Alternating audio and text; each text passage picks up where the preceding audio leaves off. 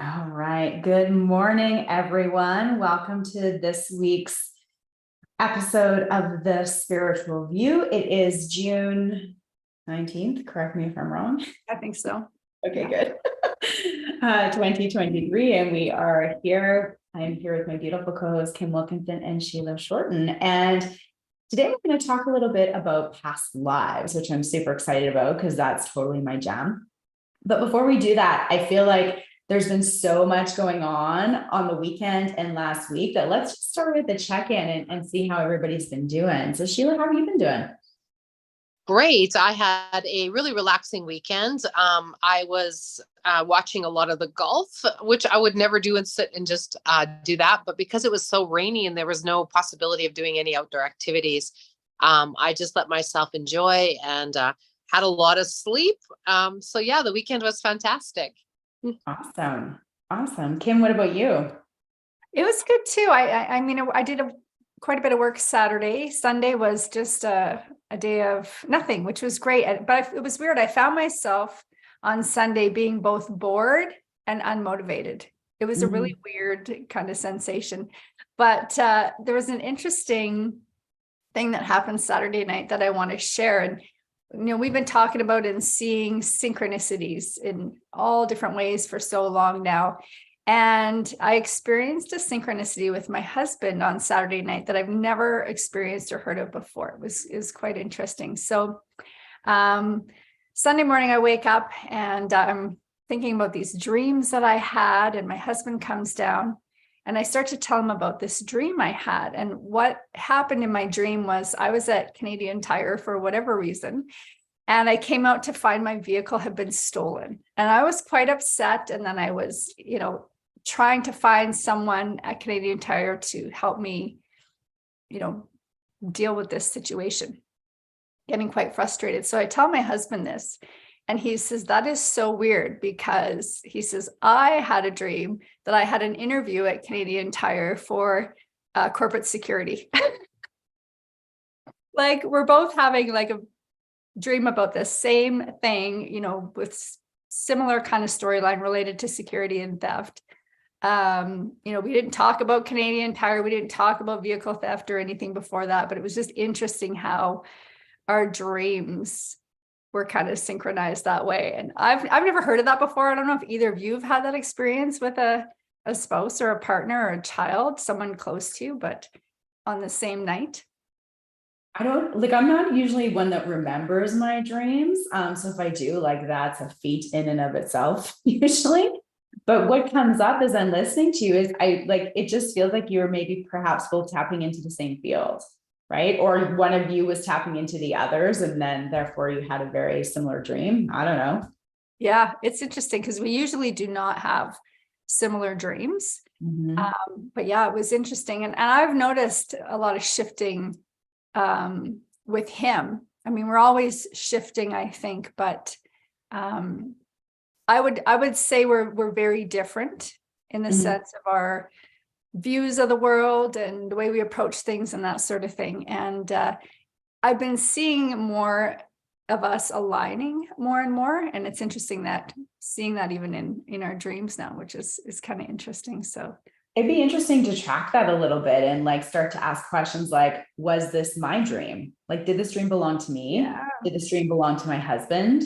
And just to kind of follow that thread and see, because if it's not yours, perhaps then there's something in it that you need to, maybe it's to come into your awareness or to pay attention to, or to help him with, who knows? You just made me think of too, like when you talked about tracking, we usually both sleep with our Fitbit, which tracks the sleep and your deep sleep and light and REM sleep. And it'd be interesting to kind of compare, were we both in deep sleep at the same point or light sleep? Yeah. That sort of thing. I never thought about doing that, but I might check into that now. But yeah, Cool. I just thought it was kind of interesting and curious if anybody else has ever experienced that before. Yeah. Sheila, have you?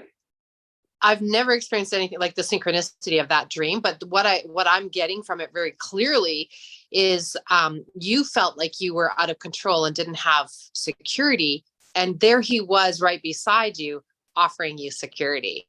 Yeah. So it has a sense of a commitment to the relationship, like a more understanding of the relationship, that this man is there for you. He's secure for you.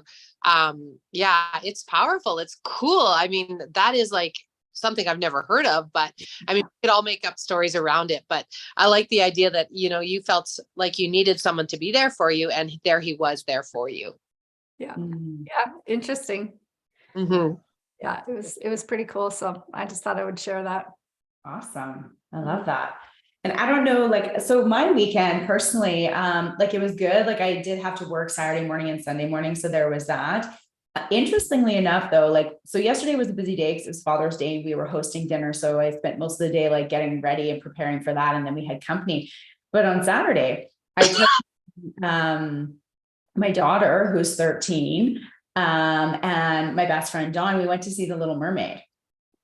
And I had this interesting experience, actually, that I'm just remembering right now, seeing The Little Mermaid. And I've seen the cartoon before. Like when I was a girl, I literally had memorized pretty much the entire film, including all of the songs. Like I could still sing them to this day if I wanted to, right? Like I knew it heart by heart. But when the movie came out and it wasn't animated anymore, I mean, I guess it still is because they have to use computer generation, but it looks like real life, right? And I really didn't feel called to see it. Like I was like, nah. But both Dawn and my daughter asked me like, oh my God, we want to see this movie. And I was like, oh, okay, well, let's go see the movie. You know, at least there's popcorn kind of thing, you know? And we go see this movie and we get to the end of the movie. And so it's the scene where Ariel is a mermaid and her dad, and she's up on the rock and she's like dreaming of the prince, you know, and how bad she wants to be human again. And her dad, King Triton, comes and he is watching her and having a conversation with the little crab Sebastian, and he decides to turn her back into human because he finally understands and recognizes that that's what would make her happy after he's been, you know, fighting it for however. And now I also will preface what just happened by saying that I just spent the last 6 days in a container with a group of 25, whatever it was, women, and we were doing ancestral healing on the paternal line. So I just spent a whole week doing stuff around dad and the ancestral line and around the archetype of the father and masculinity and all of this stuff. So I'm sitting there and I'm watching this show and I know what's coming. Like I've seen the show a million times probably since I was a girl, but he literally puts his staff into the water and he sends the magic to turn her fin into legs. And I can burst out crying. Like literally like this pop of emotion. And my daughter's like, Mom, this is the happy ending. You know that, right? Like, this is the good part. And I'm like, oh. You know, and then he says something to her like, oh shit, I wish I could remember the line now. Dawn would remember, but it was something about you don't have to give up your voice to be heard. And that's what had happened in the movie, right? Is she gave up her voice to try and be, and I just like lost my shit. Are crying over this movie. And I'm not even sure, like, I was just like, okay, was I just releasing emotion because it had been quite the week of holding the container, you know, and doing all this clearing. But I was like, whoo, it hit me like that. And I was like, okay, so that was an interesting experience and a little bit, you know, unlike me, but that's okay. I feel like when that happens, because I have those moments too, but for me, it's more about just it's such a high connection to love and truth and joy that it's emotional, right? And I think sometimes we think that, you know, crying is always connected to something sad or bad, but I mean, tears of joy are beautiful. They are, yeah. And I know just hearing a certain song can make me cry, or a commercial on TV that just is really beautiful, right? It just gets you in the feels. Got me in the feels. Yeah. I get a chance to really wrap up everything that you did as well. I mean, our lives are brilliant. Our lives are like, when we actually look at the threads and the things that happen and the way they unfold, when you start to pay attention to it, it can be so brilliant. And you couldn't even have predicted that happening. You couldn't have said, you know, I'm going to go do all this work and then I'm going to have this huge idea and understanding of love and what it really, really means. And then suddenly that meaning is just right there for you. Right. So that is really cool. And I think we have that all the time in our lives. We think, I'm sure that was challenging going through with 25 women. I don't know what that would be like. It wouldn't have been easy. But then at the end of it, all that work that you did allowed you to see what you just did. Yeah. Yeah. It was fascinating. It was super fun and completely unexpected, which is sometimes the best way, right? Because, sometimes we go into movies and we're like, I'm going to watch this movie because I need an emotional release and I know it's going to make me cry or whatever it is, right? I definitely did not have that walking into that movie. So that was interesting. But anyway, so that was a little bit about my weekend. And I also think that we should just acknowledge, perhaps just for everyone that's watching, that there's a lot of energetically, there's a lot going on right now. Like we're even seeing it in terms of the weather where we are anyways, right? We went from the extreme heat and we've got all these fires that are happening. And now it's like, it just continues to rain and rain and rain. And it's like Kim had said earlier, it's from like fire to flood in some ways, right? So there's that. And then energetically, like we had the new moon on Saturday, there's Saturn going into a retrograde. So there's lots of those kinds of things going on. I also personally in my containers over the week noticed that there's a lot of like interrupt kind of type patterns, distortion, energy, interference, and things like that. So I feel like there's a lot going on. What do you guys think? Absolutely. Yeah. I've been noticing it's definitely for about a week. We've been noticing it for a lot longer than that, but yeah, it kind of, heightens and it calms for a bit and it heightens and it calms. But yeah, for about the past week, there's been a lot. And it's kind of like, it feels like kind of not jumping between dimensions, but it's almost feels like some of the dimensions are crossing over. And like, I can remember even in the last week being in a group and watching conversation, and like it was seriously like the dimensions were like shifting. I thought like it felt like I was on some kind of acid or mushroom trip or something, and I was not, but it felt that way. Like it was so bizarre. Yeah. Sheila, what have you been noticing? Well, what I've been noticing, and it's just in myself, and maybe others can relate to this, is the idea of being in the center of love, the idea of being the center of the center. And I've been noticing how easily I can be taken away from my center. And when I'm taken away from my center, it's harsh. It's not fun. And it is not, it's not a place that I like to reside. And so in the last few weeks, I've had these experiences where I've been shown that how easily I can be taken down. And in that, I'm experiencing a sort of a revelation and an understanding that I can't be taken down. So it showed me the opposite, that yes, you can, someone outside of myself, and this has been sort of a common theme in my life, that wants to tell me that I'm not enough, that I should be acting in a certain way, I should be different.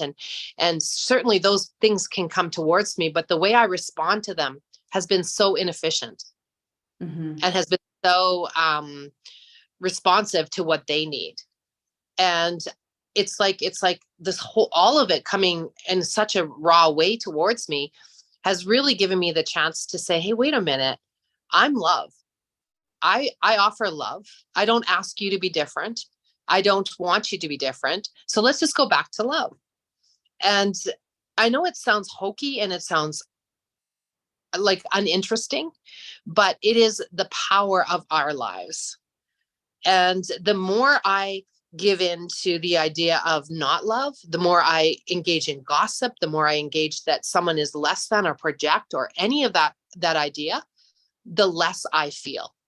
The more I feel unworthy, the more I feel uncomfortable, the more it makes me feel terrible.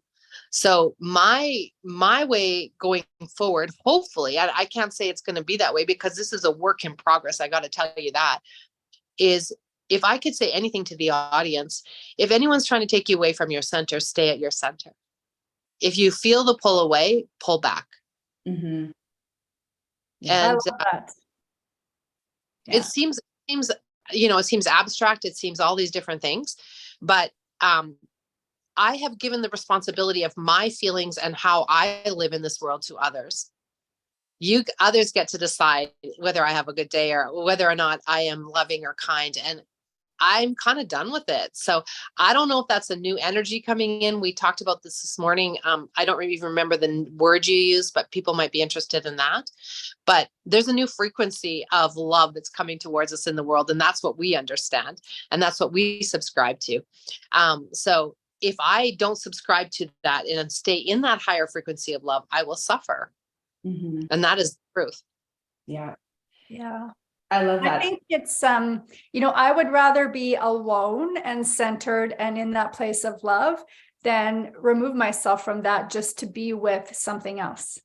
Mm-hmm. And sometimes that can be lonely, but it's sure a lot more peaceful. And yeah, well, it brings up a good point, because actually what I've been noticing too, because now that I've been working from home since mid-March or whatever it is, I don't see as many people, right? And I've condensed my in-person sessions and I see them all in one day. And so what I'm noticing is that, like, even especially in the last couple of weeks, is that a lot of people have been like struggling or spinning or all of those things. And I've been noticing that, I mean, I usually am the type of person that can stay pretty centered pretty easily, but at the same time, I'm noticing that I'm not as affected by certain things as people who have to like go out in the world are, if that makes sense. Like if someone has to go into an office and there's however many people there and whatever, then it's like, it's just like chaos.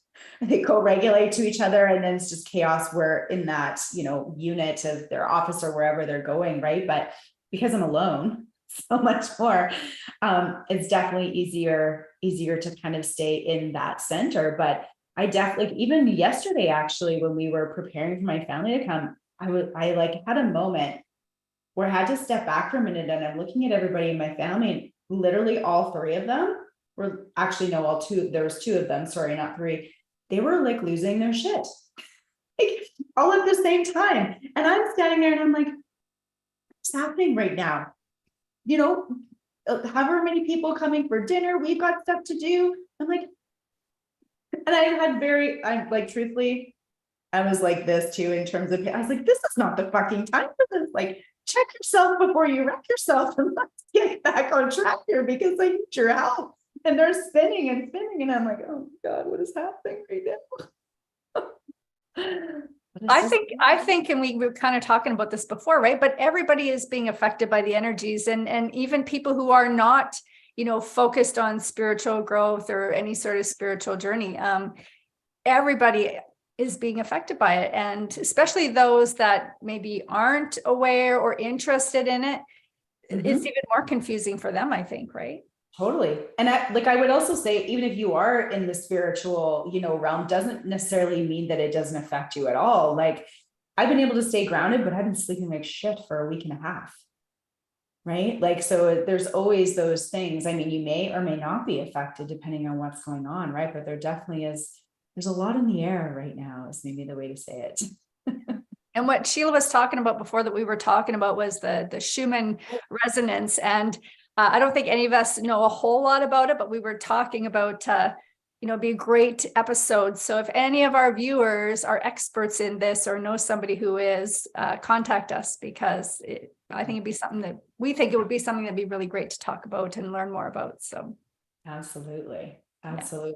Okay. And another important point here is, like, we talk about this spiritual world, and we talk about, I'm spiritual and I subscribe to this spirituality, or I'm this way. Being spiritual is being at your center, is what I believe. Being spiritual is being your spirit, and your spirit is not unkind. Your spirit is not judgmental. Your spirit is not any of those things. And when we say, oh, I'm spiritual, does that mean you're not? And that just is such an interesting concept to me, that we have created a hierarchy in our spirituality. Yeah. That we have decided that, like, I know more than you, so that means I'm more spiritual. And there's nothing that could be more untrue, because in that deciding that you're less than, or you are anything other than loving and kind, deciding anything else of another is the opposite of spirituality. Mm-hmm. It has no basis for us to be, how do we become loving, kind, compassionate humans when we're deciding that I am greater, I know more.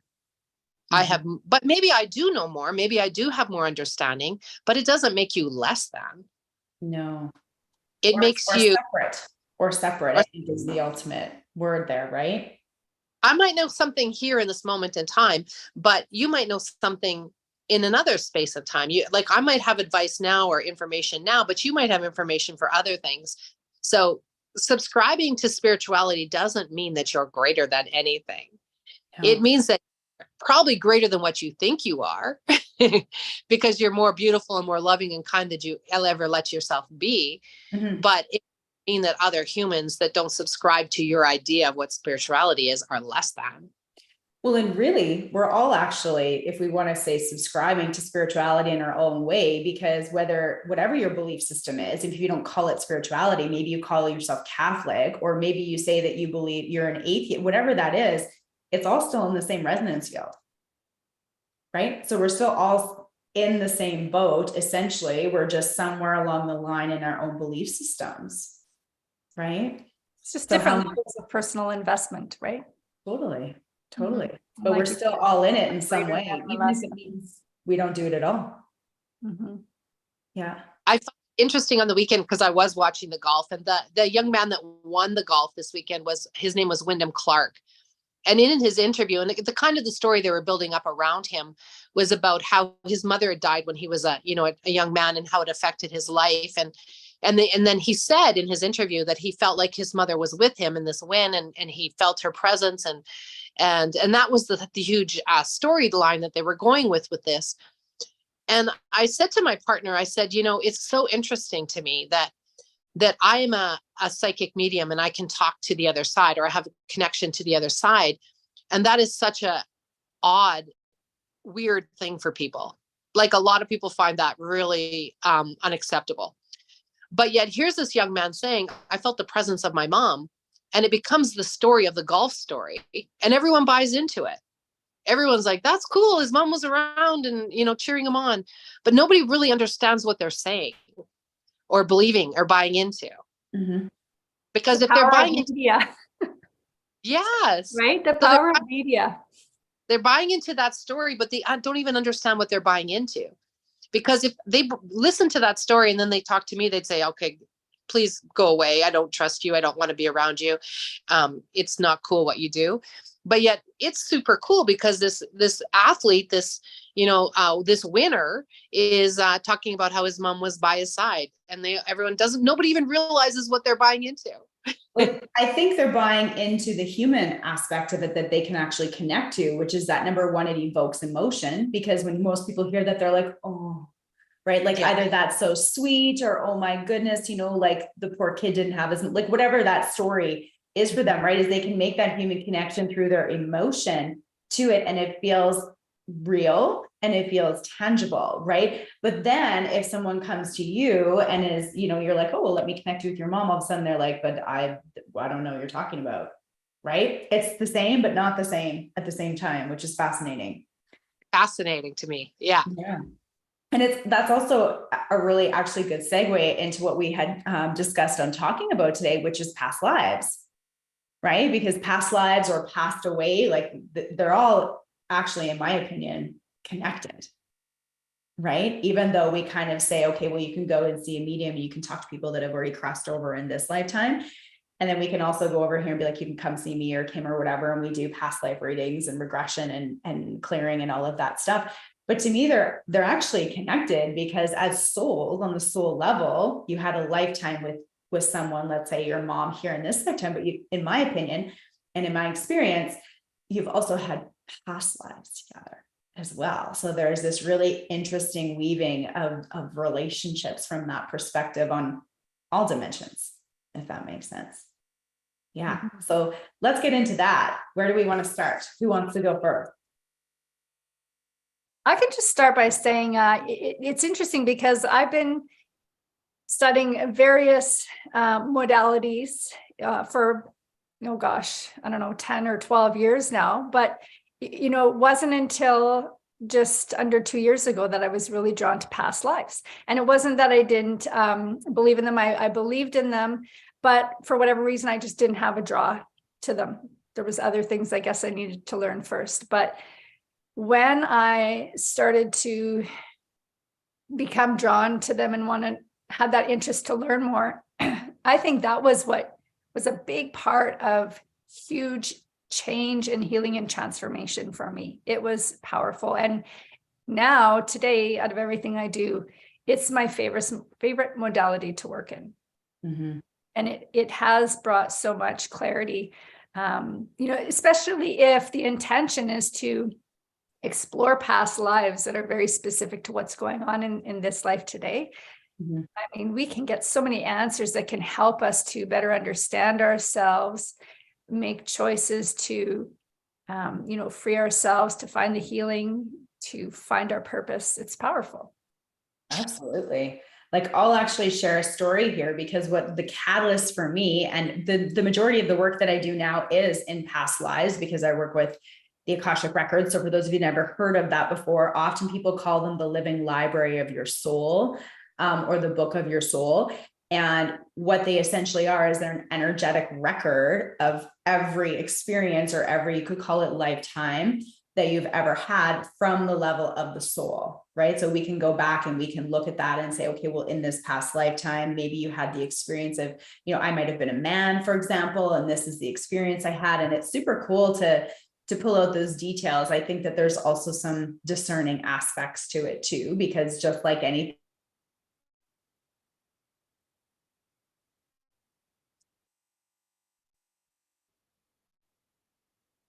There's the Schumann resonance again. Tracy, you cut. Technology. Tracy's frozen. I guess we'll just continue on, Kim, because she'll pop in here in a second, I'm sure. But yeah, I was just going to say, I feel like we need to play the Jeopardy theme, but yes, we can speak a little bit about past lives. Sheila, why don't you share a little bit about your experience with past lives until Tracy comes back? Well, the only experience I really have is I've done a couple past life regressions, and the one that was most profound is the one I did with you. And it did resonate with me. Okay. Tracy. I think we're still live on YouTube. I got a message saying I'm the host, so we're going to keep going. Okay. And I'm going to record. Okay. Okay, we got this. Welcome to Monday Energies. Go ahead, Sheila, continue. She said her computer just blanked. She sent us a message. Okay. No problem. Keep going. Okay. So are you there, Kim? Yeah. Okay. So yeah, my past life regression with you was one that was so profound. And the reason it was so profound for me, it was because it actually touched my heart and resonated in my heart as the truth, rather than just perhaps this is something that could have happened. It felt so real. And I don't know if you do a lot of these, Kim, so I don't know if you remember, but it took my body and it shook all through my body, the message, once I got it. And so that was like a embracing of that message. And it really told me that I came from a place where I understood love. I understood what love was, and my parents understood what love was. I was interacting with the animals in a way that I understood love. When I came to Earth, I brought this wisdom with me, because I think it is wisdom. But where I was getting tripped up is that I thought everyone else understood what I understood. So when I was interacting with them, I was feeling like, well, they must know that this comes from love. They must understand that this is love. And it was tripping me up over and over and over. And so just by doing that interaction with you allowed me to get out of my own way and have empathy and compassion for others, because maybe they don't come from a place that I come from, and maybe they don't understand what I know. They might understand different things. It doesn't mean I understand more than them or they understand less. We just understand differently. Yeah. So it gave me the wisdom to live in this world from, rather than projecting, why don't they understand love? Why aren't they loving? Like, well, what's everyone's loving, that changed my whole way of living in this world. It completely has changed my life. So I think what you do and offer is fantastic. I don't know how you do it or why it arrives the way it does. I can't give any science to it. I can't give any understanding to it. I just know the feeling and the understanding and the wisdom that I got has changed my life. I do remember, and you talked about like feeling it through your whole body, and it's very much to what Tracy was saying before about being at the movie. I remember you were so emotional, like you kept saying it's so beautiful, and you didn't want to leave. And I think you might have even been crying, and yeah, it was like a full body, like a spiritual orgasm, if you want to call it that. But yeah, it's powerful. Yeah. It's powerful, and it's consciousness, right? Tracy, welcome back. We just we blamed it on the Schumann resonance and all the energies, and somehow we still managed to keep things going. It's still, I think, on YouTube, and I just hit record again. So I have no idea. Like I literally, my computer's plugged in, like I've got full battery. It's at 100%. My screen just went black. And then I sat there and I was like, did the power go out? And then I was like, but the lights are on. So clearly not. You were just frozen. You were frozen on your screen for a bit. So we just, we thought we'd keep going. Bizarre. So sorry. I don't know what happened. It's the energies. Yeah, I guess, right? Hopefully I don't have to replace this computer. Let's just, hey, universe, what would it take for that just to have been to a blip, and it's all good. Yeah, we just had Sheila just sheet a little bit about hers, but let's come back to your experience. Yeah, and I was just going to share like the catalyst for me to even get into this work, because up until this catalyst, I was a few years into my spiritual journey, but I didn't really like past lives and that whole realm of Akashic records, all that kind of stuff had never really even entered my field, let alone would I have ever predicted that now that would be, essentially what I do for a living in so many different ways. But I remember going to a session, and so for the listeners, if you don't know this, one of the things that I offer and one of the ways that I access past lives is through a modality called SRT. And so I was going to receive my own session of SRT. And this was, I think, the third session. And so, what I always find fascinating is when you go and try a new modality, I don't know if it's like this for both of you, but it's always like, no matter what the modality is for me, it's kind of like I'm doing it with my eyes closed, but one eye open, like, because there's this part of me that's like so fucking curious about what's going on that I can't really let myself like 100% land in the first session, because my mind is always like wanting to like figure things out and okay, like I remember the first time I went, I thought usually I'm like, okay, well, what does Sheila do? Like, and I just want to kind of like, I'm the knowledge person that wants to pull it all in, so it takes me a couple times to settle in. So the third session was probably the first time that I really settled in. And it, you sit down and we start with a conversation before we go into the charts and into the past lives and the records and things. And the conversation was, okay, well, what do you want to work on today? And I had just gotten my Reiki not too long ago, and I was doing these things. But what I was noticing in my life is that as I was diving deeper into spirituality, I was getting more resistance from my husband. So there was this really interesting pattern that when I first started in yoga, it was like, okay, he could kind of get on board with that at the time. Like it's a physical thing. There was lots of science coming out about, the benefits of yoga. And he was noticing that when I came home, I was a lot more calmer and, so he could kind of see those things.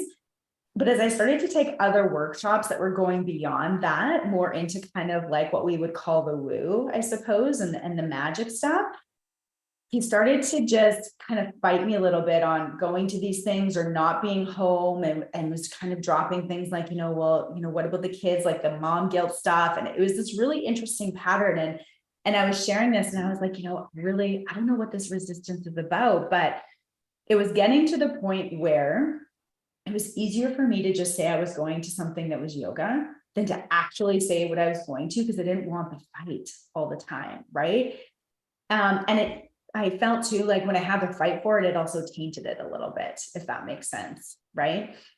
So I started to get this place where like I would just tell them it was yoga all the time, because it was way easier than trying to explain what I was doing and then have the whole conversation about it. So I was sharing this in this session. And so we went into the Akashic records, and interestingly enough, what came through was a past life between my husband and I, where we were once again married. And for those of you that are watching, it's not always like that, but this happened to be one that it was. And what was happening is I had my own gifts, my own magic, whatever you want to call them, in this past life, but I wasn't practicing it. It was in a lifetime where, there was persecution for it. You would be shunned for it. It essentially just wasn't allowed, kind of thing, right? So a lot of the women in the village where I lived were aware that I could do that, but I wasn't doing it, right? And they kept coming to me and they'd be like, show me how to do this. Like, teach me what you know, like, show me. And I was like, no, I can't, like, we're not allowed. And finally it got to the point where I agreed to teach a small group of them in secret. And so we weren't telling anybody. And so what we were doing is we were meeting in this, it looked like a cave kind of, but I think I was like in Ireland or something like that. Like, there was tons of grass and, grassy fields and all this kind of stuff. But so I wasn't even telling my husband that I was doing this. So what would happen is all of us women who were going to gather, we would like say to our husband, be like, oh, I'm going to so-and-so's place, and it was like a mile and a half. Like, we weren't in a village, we were all spread out, right? So like, oh, I'm going to so-and-so's house and whatever. And then I'd be like, oh, I'm going over here, whatever. And we were doing this, and we'd be doing this for a while. And my best friend in that lifetime, she went to come and meet us, and her husband stopped her and said, I don't think this is what you're doing. What are you actually doing? And she kind of tried to lie the best way that she could. And off she went. And then that husband showed up at my house to confront my husband and had said, well, my wife was supposed to be here. Where is she? And my husband was like, well, I don't know. I thought, hey, they were at your place, kind of like that kind of scenario.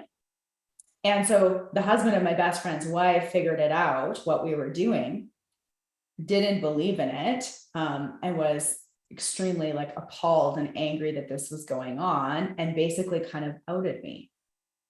And so what ended up happening is, when we were all gathered in this cave, the powers that be, let's just leave it at that, showed up and caught us and took me. And so what ended up happening is I was persecuted for that in like the village square, I guess, if you will. But my husband was left behind. And he was punished as well, but he was also allowed to live, but there were constraints around it. Like, he basically was the outcast of the village, and he had to survive that way. He couldn't leave, he couldn't, like, all of these things around it. But so in the experience of that past life, what had happened is, now we came into this lifetime, and all of that fear was coming up. He was angry at me that I did it behind his back. He was angry that I had lied about it. He was resentful that he was left behind because I was killed. There was all of these emotions and things around it. So we went through this session and we cleared it, cleaned it up, did all the things. And later that night, myself and my husband and my 2 kids went to Earl's for dinner.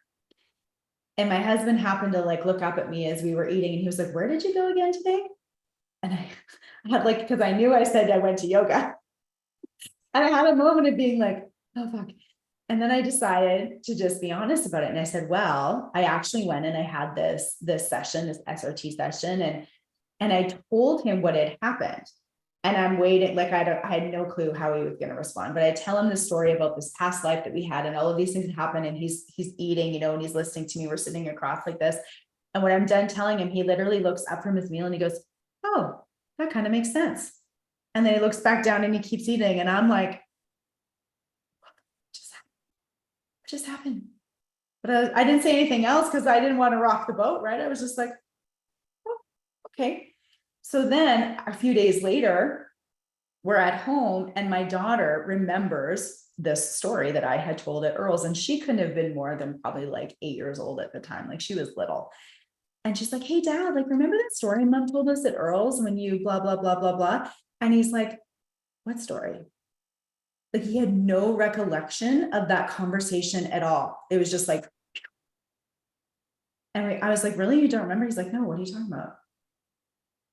So, but the best part about that is that it was never an issue again, obviously, because I'm sitting here doing what I'm doing now today, right? But after that, that resistance was just gone. And that was my catalyst, because I was like,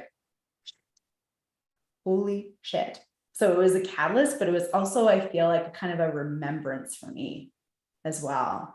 But from that moment on, I was like, I need to know more. I need to know how to do this. Like, and then that just like catapulted everything. It was awesome. Totally. Yeah. And see, I would take that as, okay, that's the contract complete, right? Like you came into this lifetime with the agreement, the contract that this is what was going to be resolved. And had you not done it in this lifetime, you'd get to come back and do it again, right? Yeah, totally.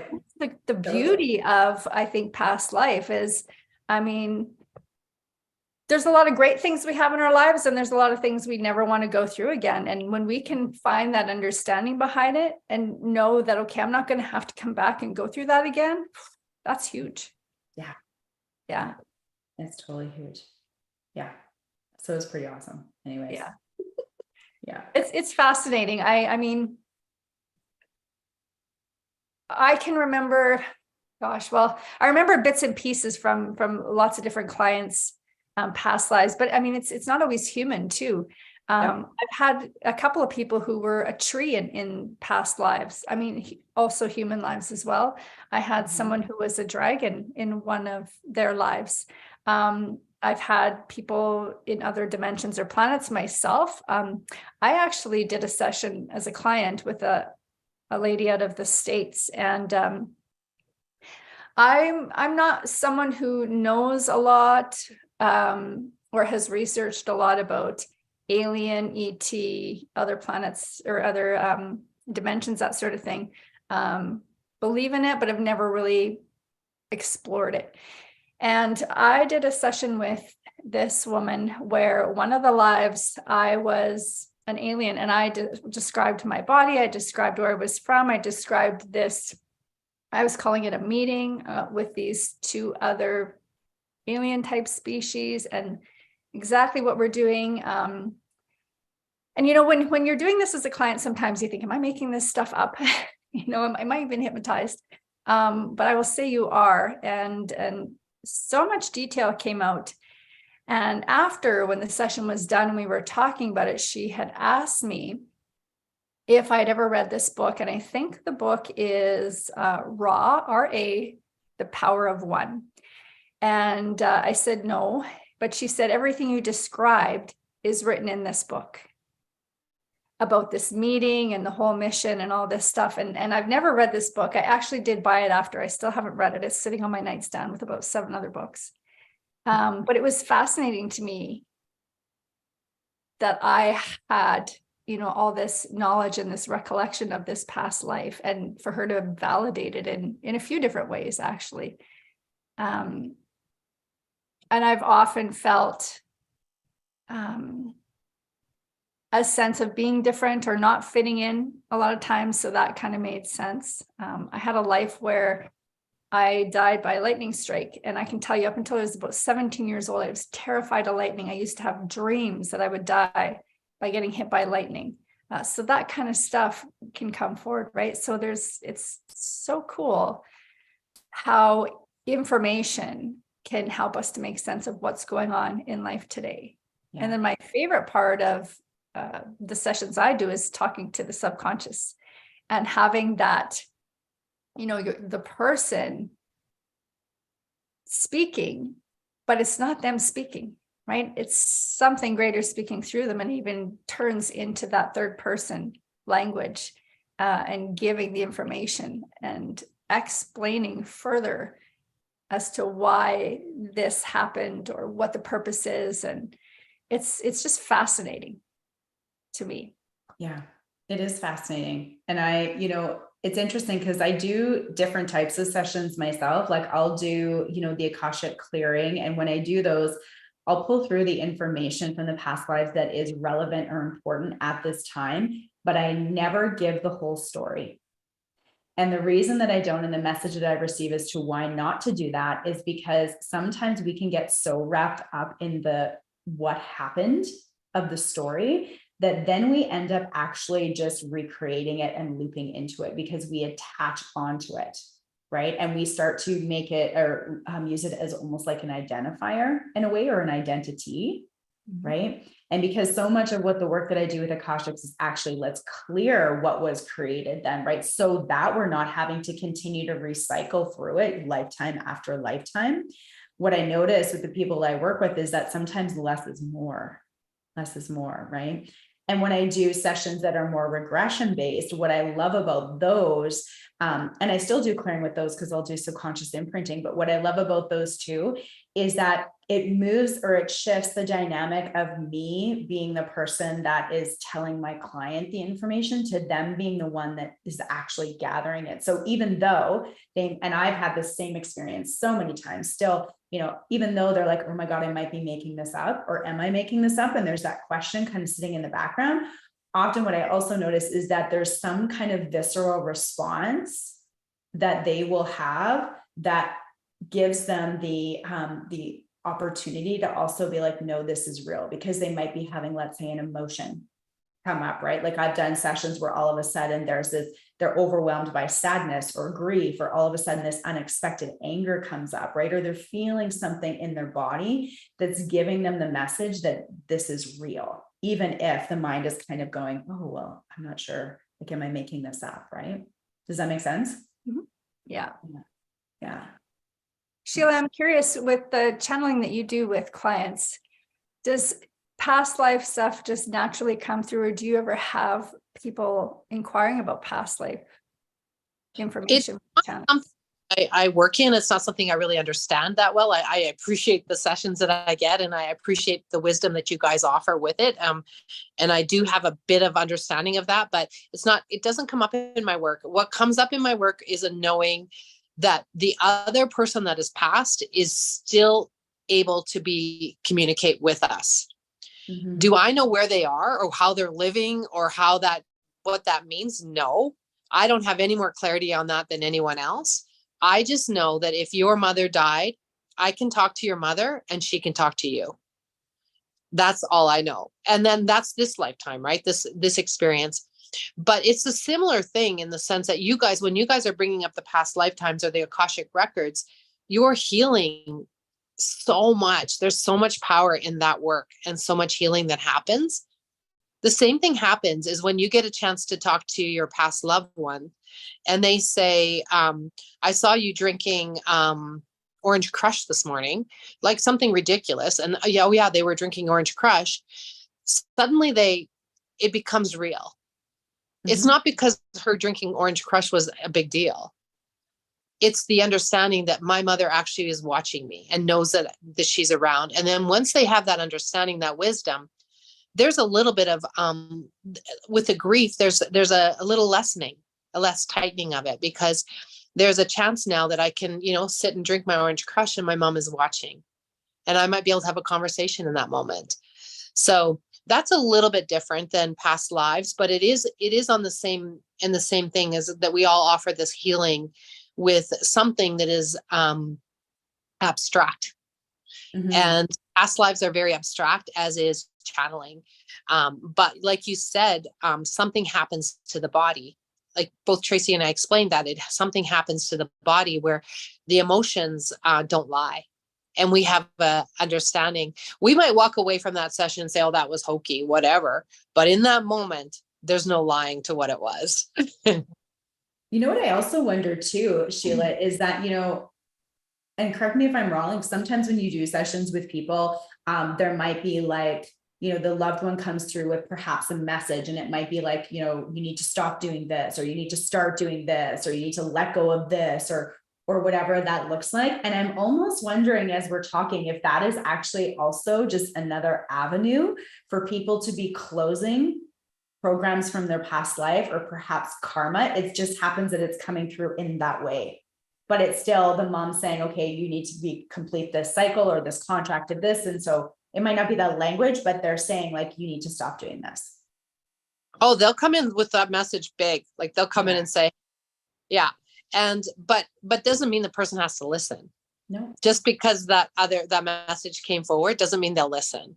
Mm-hmm. Or they might even, that message is not for me. Yeah. Had that experience. Well. Yeah, which is the same, like Kim said before, right? Is that if we don't complete what we have, originally intended to complete in this lifetime, we're just going to recycle through and do it again, right? Because even though we're here with these soul agreements, we still have free will as humans in some ways. It's But we interesting. spoke, Go ahead, Sheila. we spoke about this morning about the resonance of the planet rising. And like my experience of suffering when I don't rise with that energy of love, the same thing happens when the message comes to you, says, okay, quit being a martyr, quit being, thinking that you're doing me a favor by grieving me, go and have fun. When they ignore those messages, the only thing that happens is they suffer. If they actually listened to the message, they would not suffer. And if they paid attention to it and really, really, work through it. So it's all the same thing. It's all the exact same thing. Do we want to suffer or do we want to love? Yeah. And your past life can give you a chance to be more loving, knowing where you came from. Your story is super powerful, Tracy. When you talk about how you worked through that, you went through the past life experience. Your husband didn't have to do anything other than to just be there and be loving. And suddenly he was just what he was meant to be, loving. Yeah. Yeah. It's amazing the change that can happen when a contract is complete, right? And Tracy, I'm not even sure if you're aware of this, but even just thinking back to your comment about sometimes less is more. And Sheila shared a bit about her session, her experience of past life while you were stuck in cyberspace there.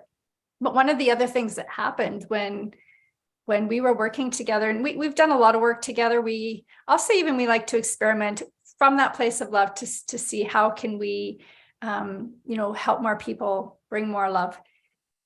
And one of the things, as Sheila was channeling consciousness and in the third person, there was a direction for us to actually combine channeling and past life regression.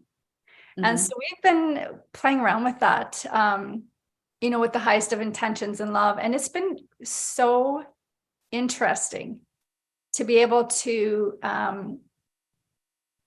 kind of have this, I'll say maybe a three-way conversation. Is that how we would explain it, Sheila? I'm not even sure how to explain it, but to just get enough information for people to find enough of that understanding of the awareness of what a contract might be, or, why this is happening, to find that completeness to the contract. It's fascinating.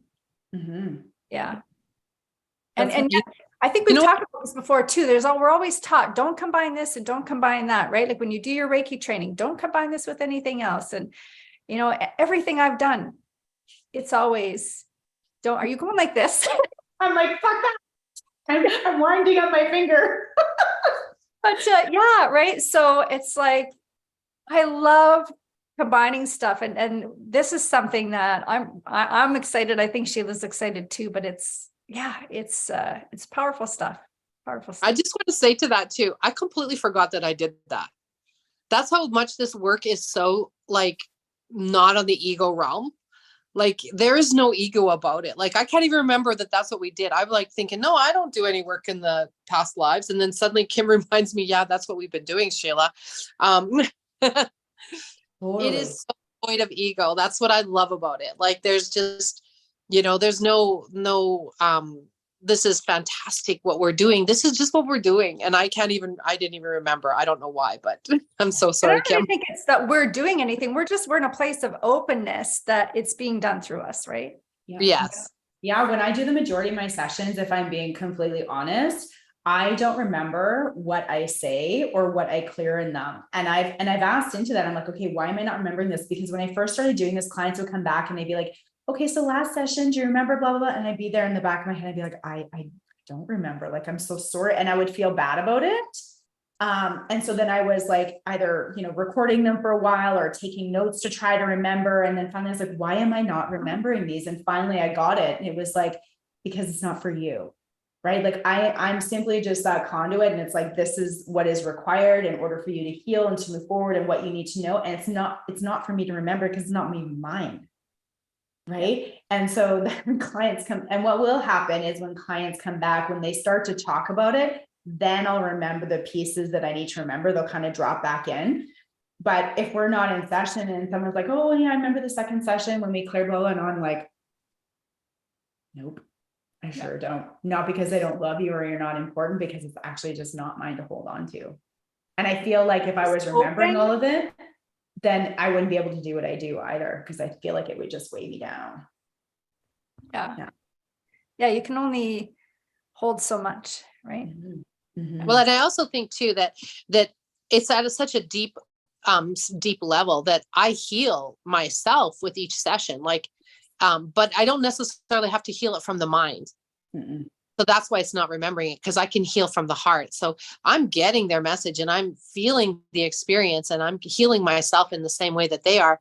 But I don't have to remember it, because then that would just bring more ego into it, just more thought into it. Totally. And I know too, like every time I go into a session and I clear someone's whatever energy on, procrastination or whatever that is, I also equally know that I'm receiving what I'm meant to receive too. Yeah.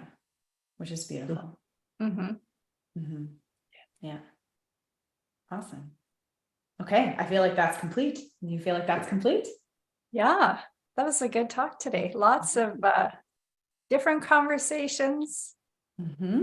I love that it just flowed in the beginning, and we took some time to just talk about what was coming up and not diving right in and pretending that other stuff wasn't there or didn't need to be talked about. Because that's the other message we've been getting so much, right? Stop pretending. Yeah, absolutely. Yeah. Okay. Well, for those of you that are watching this, whether you're live with us or if you're catching the replay, we would love to continue this conversation as always on our Facebook page. So you can go and like and subscribe if you haven't done that yet, and drop your comments into the replay post for this. And next week, I'm going to be in Portugal, but Kim and Sheila are going to be here doing their thing. So you can join them on, I guess it'll be Canada Day weekend, right? It'll be Canada Day Monday. Is it? No, next weekend is not. I don't think, is the it? week after. Yeah.